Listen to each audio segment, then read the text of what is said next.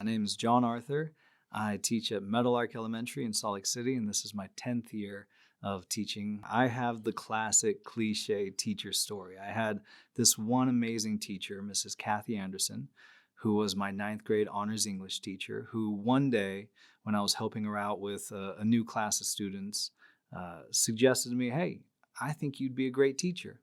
And I said, "Well, thank you." And I went on about my business. And I didn't realize at that moment that she had Jedi mind tricked me, that she'd planted this seed that would not fully blossom until I was in college. But I struggled in high school long after I left her class. And those struggles continued on into college. And I was kind of wandering aimlessly through life.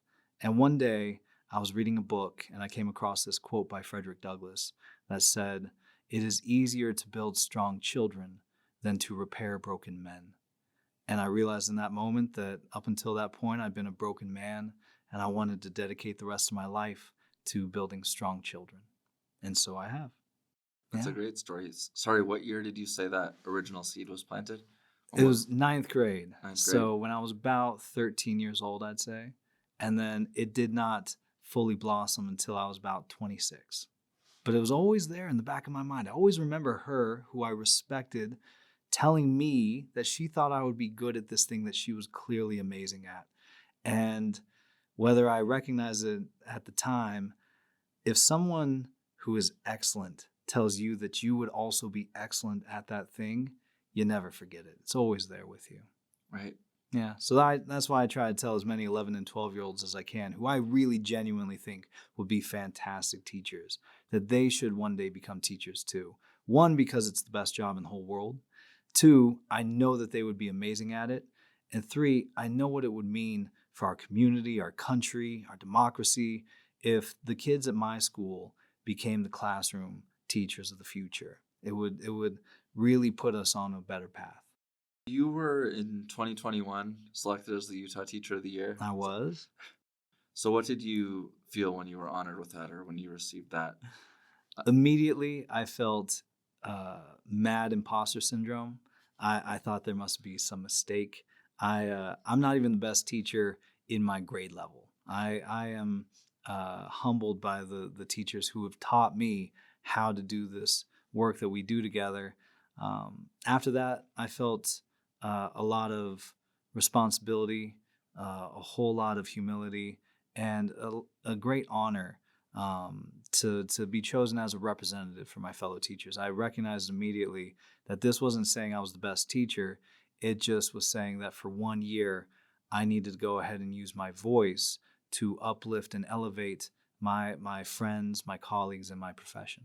And looking back on that, what are some things that stand out from that year where you were that you did to advocate for your fellow teachers or experiences that you had during that year that stand out? It was a crazy year. That was the year that we came back after shutting down the spring before. And so COVID was running wild. My school in Salt Lake City was remote, but I still had a small group of kids in my classroom every single day.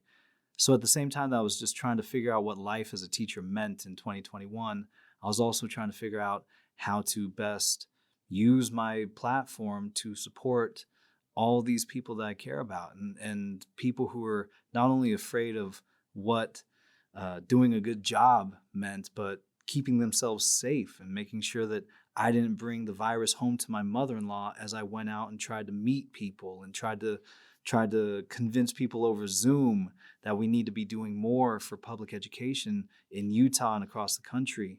I was blessed to be chosen as one of the top 4 finalists for National Teacher of the Year in 2021, which gave me an opportunity to join broader national conversations and to meet the most incredible educators across our country.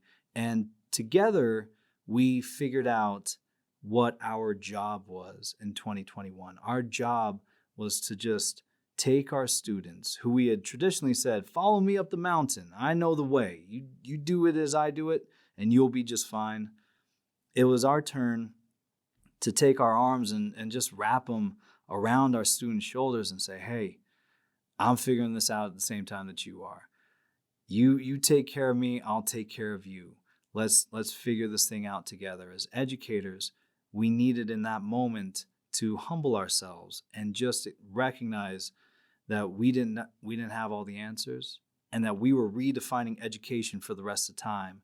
And so as we did that, we had to do it thoughtfully, and we had to do so in a way that would keep as many of our friends in the profession as we could, because we're still dealing with this rising wave of resignations and retirements that's leaving our classrooms understaffed, and we need to continue the work of taking care of each other because we've lost too many.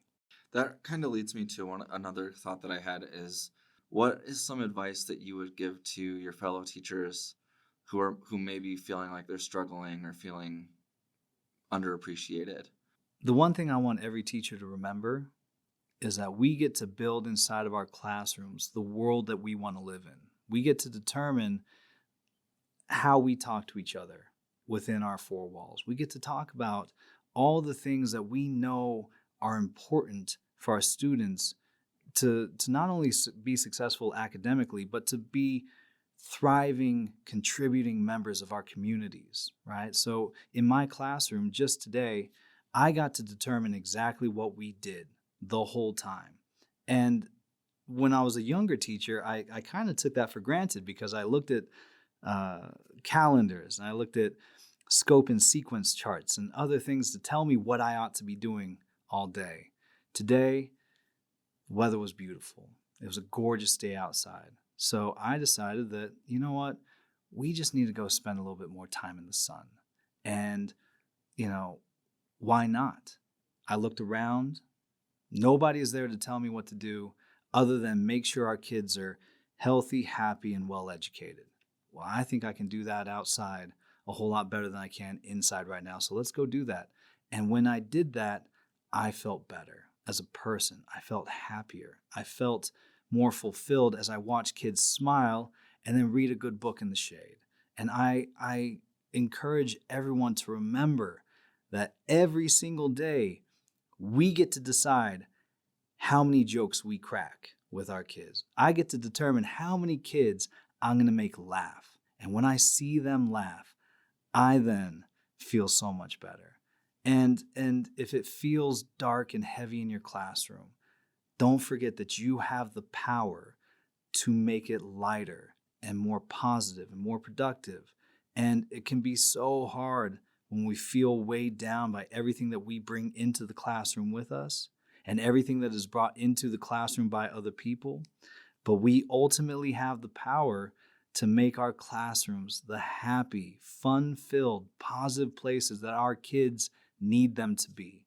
I'm wondering if you've been teaching for 10 years now, if you've had students come back or, several years later, reach out somehow and just, let you know how appreciated you were in one way or another.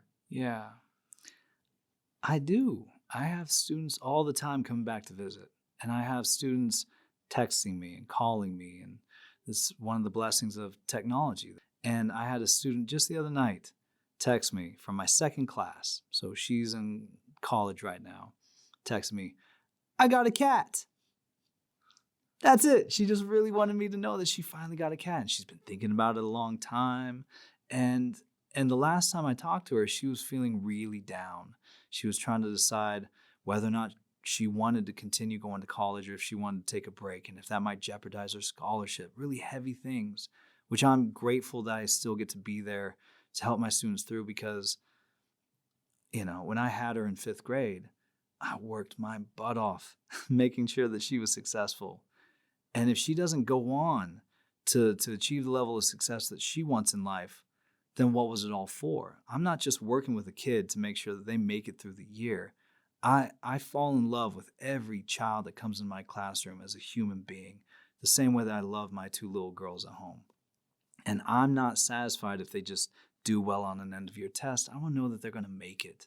I want to know that they're going to make it through life with the level of opportunity that they want for themselves.